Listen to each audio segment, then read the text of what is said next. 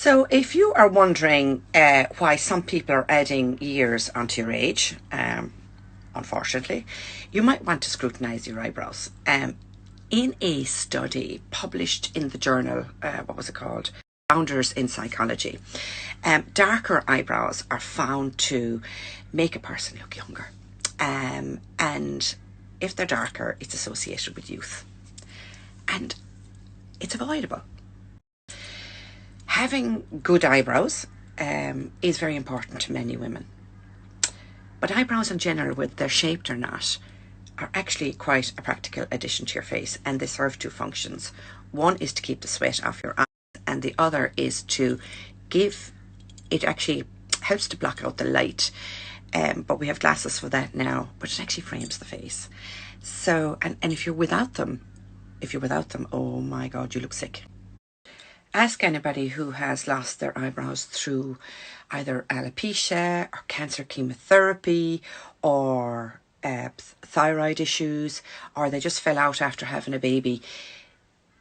They would always say that going into the bathroom in the morning time without their eyebrows, that it makes them look sicker than they feel if you're undergoing cancer chemotherapy. But if you haven't put on your wig, if you have alopecia or you're on cancer chemotherapy drugs, it can make you look sicker than you feel. And that's why the importance of an eyebrow and those little tiny hairs just up over our eyes, we don't realise how important they are until they're actually gone. So, eyebrow styling has become a thing, obviously, and the eyebrow industry has grown 400% in the last 10 years, 15 years actually. So just like a new hairstyle, a set of well-defined eyebrows can trim away literally years off your face, and it can actually make you look younger than you actually are. And we find that even microblading, but we'll talk about microblading tomorrow, that it is the cheapest facelift that there is, because it could nearly literally knock 10 years off your age. Now, fashions have changed quite a bit, and the big thick bushy eyebrow is a fashion at the moment. It's not going to last for very long, I don't think, and that's why people were laminating their eyebrows. They wanted these big bushy eyebrows. But if they're well groomed and they look tidy, you look more youthful. So when you come to us for styling, we'll determine whether you're one of 6 face shapes, and each face shape has an eyebrow to suit them, and we do our best to achieve that eyebrow for you through eyebrow styling so that you get the eyebrow that suits your shape face. It's no different to wearing, and we learned this on Sharon Huggard's course yesterday, to get clothes that either fit or flatter, you need to work out your body shape, and having your eyebrows done the same way to suit your face shape, it works the exact same way. And it's my job to determine your face shape. We do lots of tricks and tools to measure your face shape to determine what your face shape is, and then we will decide to design a brow that suits your face shape. Every client that comes to us when they're having their eyebrows styled will have a sticky ruler placed on their face so that we can determine their points of where the eyebrow is supposed to start, where the arch is supposed to cross, and the tail is supposed to end, and the axis where your eyebrow is supposed to sit. And all our eyebrows are supposed to sit just above the occipital bone, which is the bony prominence, which is here. We use it's a digital tool in order to do the measurements, and we also use a digital measuring tool, which is on my phone right now, so I can't show it to you, to determine which of these eyebrows is the best shape for you. So this one is probably the most popular, but it doesn't suit everybody. In actual fact, this is the classic brow and suits most people. So if you got the wrong eyebrow shape for your face shape, it's going to draw attention to your face for all the wrong reasons. So if you get the right eyebrow shape for you, well then it's going to enhance your features. It's going to make you look youthful. And it's just going to be right. Whereas if it's wrong, people will be looking at your face thinking, Now, what is wrong or what's different with her? So eyebrows can completely change the impression of even the most familiar face. So if it's in the wrong hands, the angle is wrong, the roundness of the lines, the thickness of the brow, the spacing in between the two brows, which are here, all of it makes the upper half of the face look completely different. So I'm really labouring this point, but in the wrong hands, your brows can look all wrong.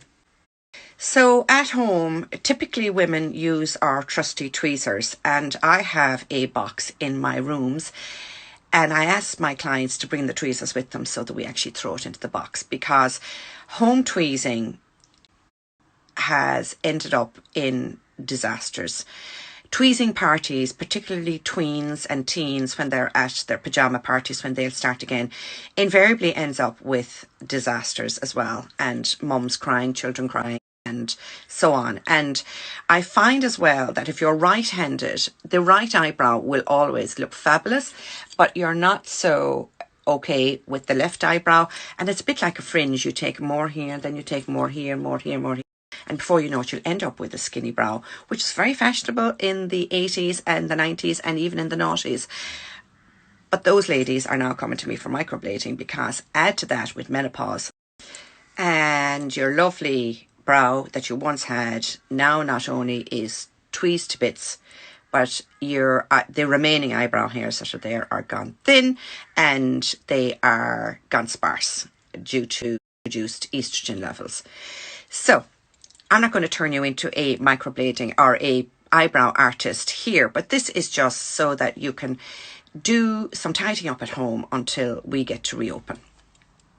So if you decided to go down the tinting route, a bit like what I showed you yesterday in the series, it's been stored in IGTV now, but you always have to tint before you do the tweezing. So if you have tinted your eyebrows, you will know the shape that you have tinted, and it will have stained your eyebrow anyway. But just so that you know, generally the eyebrow goes 2/3 up and 1/3 down, and it has to be on the same axis. So the tail of the eyebrow is rarely below the start or the bulb of the brow here. If you tend to sort of really exaggerate your tail, that can be quite aging because it overdoes it.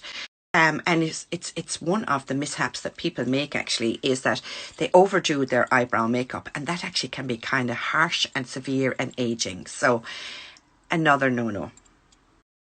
So if you can't wait to get to us and you need to tweeze your eyebrows, I would highly suggest that you use your spoolie to brush upwards at the start of the brow, sideways at the body of the brow, and downwards. I told you yesterday about how you can use a nail scissors just to clip the long rogue ones. And this here is a micro nib. I absolutely adore this. So let's see if you can see that. There you go. You see that? And that actually is where you'll fill in the spots that you have little sparse hairs in a hair stroke fashion. And then what's outside that line, then I highly recommend that you can actually just remove. So don't go too close to the eyebrow line, because you could take away hairs that are very important. And even though we remove hairs from above the brow line in clinic, I would suggest that you do that at home. And here's the reason why. Because from here, from about here, which is midway across the body of the brow, to the tail, the eyebrow hairs tend to grow downwards. So if they're annoying you, they actually are very much part and parcel of the eyebrow. And if you remove them, you're literally going to have no tail. Look at me, for example. I have no tail. From arch to tail, that's a tattoo. So don't remove hairs from above the brow. Leave that to us when we actually get back. So all you have to do then is just tweeze away the ones that are annoying you. And if you have a couple here in between the two eyebrow hairs, you can just remove those to give that groomed look. What's lovely about that little micro nib, here it is here, is that it's not possible for you to overdo your brows.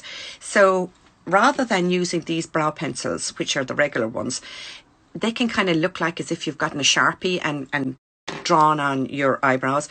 Whereas these little tiny little nibs, they can give you just a gorgeous little feather stroke, and you can't overdo it. Or if you are a angled brush, I highly recommend that you pinch the two together, the brush, and then, so it's angled, like here, and you can barely see it because it's so pinched together. And you use that with a brow powder. Now, this is the one that I tend to use. And here, put into a little bit of wax. There's wax there. And because it's so thin, you can actually just create little hair strokes in your eyebrow. So this is a colour that I would use if I was going to, now my eyes are microbladed and they're powder browed as well, but if I have lots and lots and lots of spaces, but before I had my tails done by tattoo, I used to use this colour and just create little hair strokes all the way down here. But if you're blonde or fair, this is probably a better option for you. It's a nice soft colour. Too dark a colour on people who are blonde, fair, or over 60, for example, tend to be a little bit severe and harsh. The softer you go, the older you are, the more complimentary it is to your face. So if you're not okay with pencils and you're not okay with powders, I would highly recommend that you get yourself a brow mascara. Now, if you have no tail, having no tail is the most aging thing of all. I would recommend that you practice. Don't even bother with the start of the eyebrow, but do practice getting hair strokes from the arch down to the tail, and that will give you that youthful look.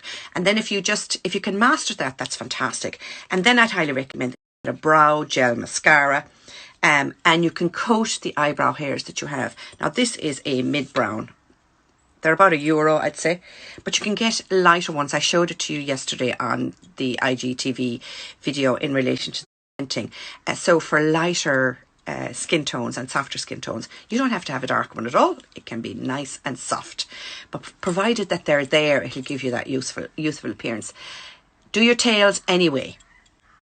And once you've mastered your tails, well, then you can start playing around with your arch. So you'll have determined where your arch is because it's 2/3 up, 1/3 down. And you can actually then start to decide, usually the start of the brow and the underneath, the 2/3 up, are usually parallel. And this is your arch. This is where it is. Just there. So you can actually start to define your arch. So if you forget about your arch, it can be aging, but don't panic about the arch just yet. If you could just master the tails, that's all we'll ask you to do until you get to us. And if you just can't handle that whole freehand thing at all, then there's always this kit from Blinks and Brows, and this includes a handheld eyebrow measuring tool. So now just you go over to Trace on Blinks and Brows in relation to how to use her kit. She gifted it to us here, but it'll take too long to show you, and she does it far better over on her page anyway. And Trace is actually from Cork, and the kit is made in Cork. So if you just kind of think, oh God, you know what, all this freehand stuff is just not for me, pop over to Trace, and she has great demo on her page. Alrighty, so you'd often hear people say, well, if you put on castor oil or grapeseed oil or Vaseline on your eyebrows in the night time as you get older, that'll actually strengthen them. Well, that couldn't be further from the truth. As we get older and our hair loses its colour, our eyebrows go grey, it also loses the lubricating oils. Therefore, it makes the eyebrow hairs coarser. So grey hair, of course, is indicative of aging, and coarse and long row eyebrow hairs is also indicative of aging. So it's very important to either keep them tinted, or you can coat them with a brow mascara. Yes, use oils and Vaseline if you want in the nighttime, but it just conditions them. It doesn't make them grow. It's no secret that I love my grey hair, and if I could, I would love to be far greyer than I am right now. But grey and white eyebrows, I would always suggest that you dye or use a brow mascara, even in a light brown or a taupe, just to give you that youthful look by framing your face. So you'd see the likes of Helen Mirren. She actually had eyebrow microblading done. But if you don't want to succumb to the blade, well then these are the little tips and tricks that will give you that more youthful appearance, even if you have the greyest of grey hair. So then once you have your eyebrows as you want them, while you're waiting to come to us, I recommend, and I highly recommend this, that you set them in place with a clear brow gel. So this is actually a brow mascara, but it's actually a clear gel. And it actually keeps your eyebrow hairs in place. So if you have that coarse eyebrow hair that just drives you mad, I will be recommending that you do not pluck it out. It could be a long curly fella. It needs to be trimmed on the curl and kept in place with a clear gel. Here's the reason why. If you pluck it out, you're going to end up with a hole, and the next one beside it is going to get curly, and you'll pluck that one out and you'll end up with no eyebrows, and that is very aging. Alrighty, I hope that helps. So they're the little tips and tricks that you can do at home so that it actually will get you by until you can visit your beautician, somebody who knows about brows, or your brow artist, somebody who has done a full course on facial morphology. So you're not going to turn into a brow artist at home, but it actually will help you make some of the very common mistakes that will actually be very difficult to rectify when you're older, because the eyebrow hairs are slower to grow back. So I hope that helps.